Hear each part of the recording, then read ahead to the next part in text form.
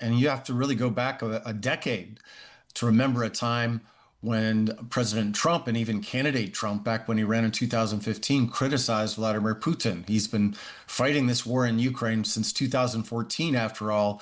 This is the first time where he's gotten very serious rhetorically about criticizing Putin. Now, the US President Donald Trump has threatened Vladimir Putin with sanctions if he can't agree to a ceasefire in Ukraine.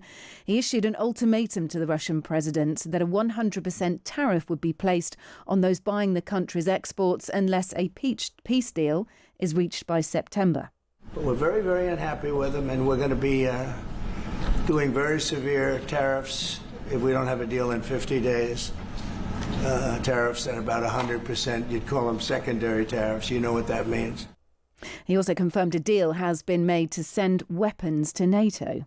We are going to be sending them weapons, and they're going to be paying for them. The United States, will not be having any payment made. We are not buying it, but we will manufacture it, and they're going to be paying for it. So in a nutshell, we're going to make top-of-the-line weapons, and they'll be sent to NATO. NATO may choose to have certain of them sent to other countries where we can get a little additional speed, where the country will release something and it'll be mostly in the form of a replacement.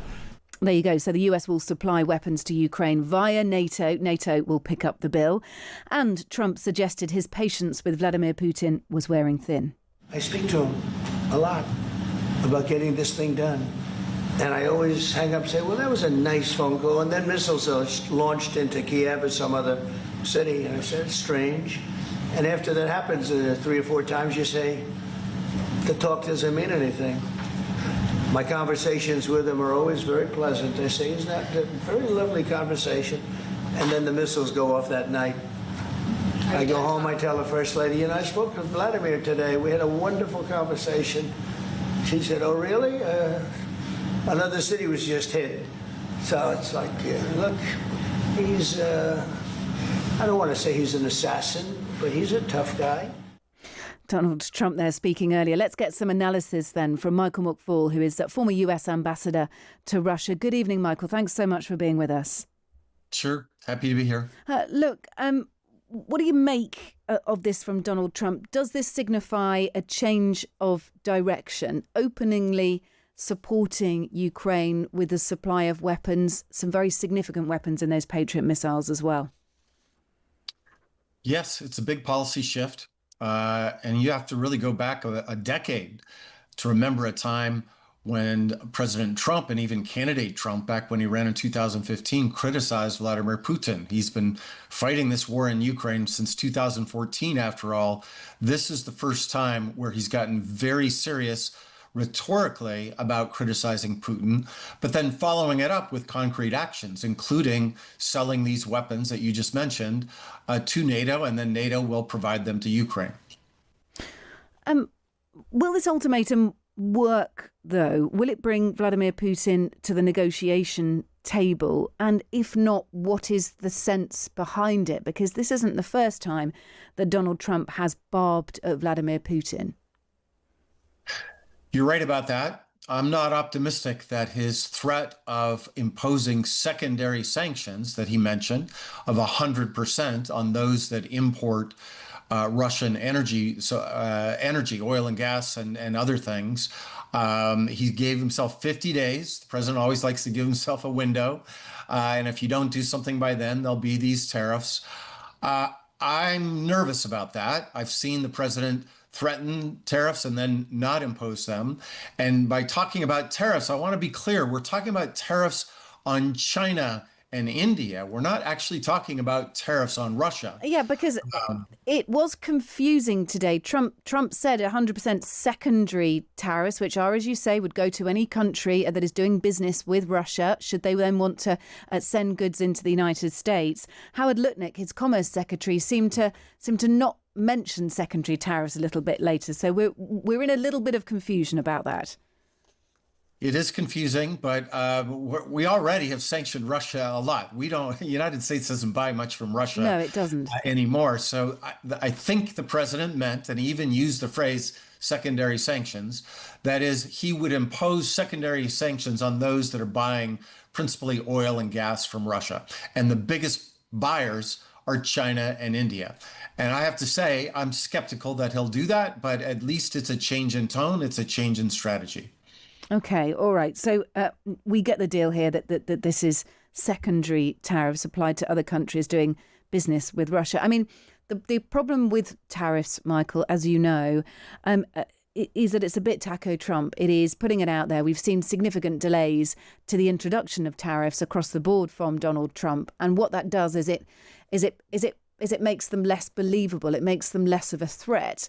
Vladimir Putin doesn't respond to threats very well anyway. I guess these other countries might. China's only just got their situation fixed. So will they pay attention to this? Will this make a mark at the Kremlin? Well, first, with respect to what you said about tariffs, I just want to say I'm categorically against the Trump administration strategy of imposing tariffs on our allies, including Great Britain, including our EU allies. This makes no sense whatsoever when our era is an era of great power competition with autocratic countries like China and Russia. And the last thing we need to be doing is punishing our democratic allies. And with respect to what you're mentioning, it is a threat to Russia and secondary sanctions to these other countries when he's already imposing sanctions against our allies. So I just think he's got to rethink his entire strategy with respect to tariffs. That said, I also want to acknowledge that this policy shift towards Russia is better than where we were just a few weeks ago, when he was talking about his good friend Vladimir and giving concessions to Russia as a strategy to end the war. That was not working, and so now he's pivoted to a different strategy, and I applaud that. Yeah, I mean, look, NATO countries still have to pay for these weapons. Donald Trump has been saying that they're worth billions of dollars, built by the US defence industry and financed by, he did say European countries, and then it was clarified a bit later that obviously if he's talking about NATO allies, he does need to bring Canada into that picture, even if he considers Canada a US country more than he considers them an independent country of their own. I mean, could the very skeptical way to look at this be that Donald Trump's just secured the US arms industry a very good deal here? He has, and I disagree with the strategy. I want to be clear about that. My country, the United States of America, we're also a member of NATO, and we should be doing our share of the burden sharing with respect to supplying Ukraine. The president talks all the time, doesn't he, Trump, that actually you've done enough of that, and NATO seems to, well, have appeased themselves to that, seems to, but I'm not sure they would overly agree, but there's not much that they can do about it. So, I mean, it is NATO we have to point the finger at for signing up to this, surely.